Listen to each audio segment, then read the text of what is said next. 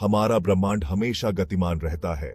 ग्रह स्टार्स के चारों ओर घूमते हैं। स्टार्स पूरी गैलेक्सीज में घूमते हैं, यहां तक कि सबसे छोटे लेवल पर एटम्स कंपन करते हैं और कण घूमते रहते हैं। यह है रोटेशन का कॉस्मिक डांस, जो हमारे ब्रह्मांड का एक इंपॉर्टेंट हिस्सा है। हम इसे अपनी साइकिल के पहिए में, एक डांसर के घूमने में और पृथ्वी के रोटेशन में देखते हैं, जो हमें दिन और रात देता है। रोटेशन मोशन को समझना हमारे ब्रह्मांड और हमारे रोजमर्रा के जीवन के सीक्रेट्स को अनलॉक करने की है। लिनियर मोशन से अलग रोटेशनल मोशन में एक एक्सिस के चारों ओर मूवमेंट होता है। एक घूमते हुए लट्टू की कल्पना करो। लट्टू का हर पॉइंट सेंट्रल एक्सिस के चारों ओर एक सर्कल में घूमता है। इस तरह की गति, जो अपने रूल्स और प्रिंसिपल्स से चलती है, उसे रोटेशनल डायनामिक्स कहते हैं। यह एक अद्भुत दुनिया है, जहां चीजें सीधे नहीं चलती, बल्कि घूमती हैं, मटकती हैं और घूमती हैं। एक फेरिस व्हील की कल्पना करो, जो शानदार तरीके से घूम रहा है। जब आप अपनी गाड़ी में बैठे होते हैं, तो आप केवल सीधे लिनियरली नहीं चल रहे होते हैं, बल्कि आप सेंटर के हिसाब से अपना एंगल भी बदल रहे होते हैं। इस एंगल में बदलाव को एंगुलर डिस्प्लेसमेंट कहते हैं। हम इसे रेडियंस में मापते हैं, जो सर्कुलर मोशन के लिए डिग्रीज से ज्यादा नेचुरल यूनिट है। एक पूरा रोटेशन, जैसे कि आपकी फेरिस व्हील राइड वापस स्टार्टिंग पॉइंट पर 2p रेडियंस के बराबर होता है।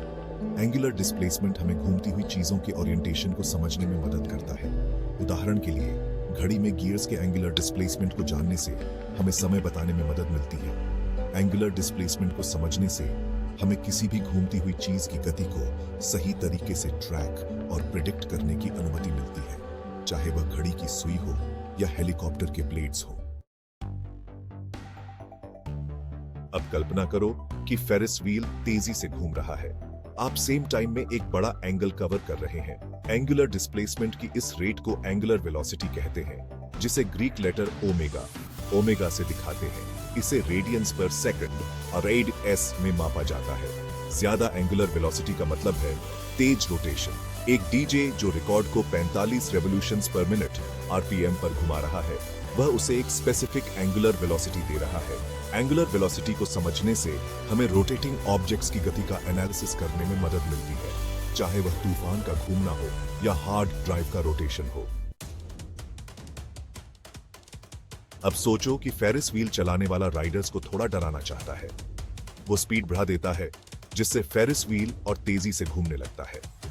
टाइम के साथ एंगुलर वेलोसिटी में इस बदलाव को एंगुलर एक्सेलरेशन कहते हैं, जिसे ग्रीक लेटर अल्फा से दिखाते हैं।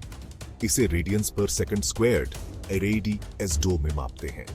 जैसे लिनियर एक्सेलरेशन हमें बताता है कि किसी ऑब्जेक्ट की लिनियर वेलोसिटी कितनी जल्दी बदल रही है, वैसे ही एंगुलर एक्सेलरेशन हमें बताता है कि उसकी स्पिन कितनी जल्दी बदल रही है। ज्यादा एंगुलर एक्सेलरेशन का मतलब है रोटेशन स्पीड में तेज बदलाव। एफिशिएंट मोटर्स को डिजाइन करने, जायरोस्कोप्स की गति का एनालिसिस करने और यहां तक कि यह समझने के लिए कि एक फिगर स्केटर अपनी स्पिन को कैसे कंट्रोल करता है, एंगुलर एक्सेलरेशन को समझना बहुत जरूरी है।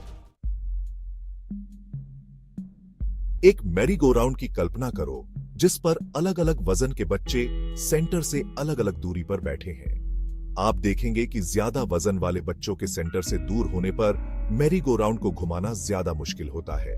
रोटेशन में बदलाव के इस रेजिस्टेंस को मोमेंट ऑफ इनर्शिया आई कहते हैं। मोमेंट ऑफ इनर्शिया ऑब्जेक्ट के मास और उस मास के रोटेशन के एक्सिस के सापेक्ष कैसे डिस्ट्रीब्यूट होने पर निर्भर करता है।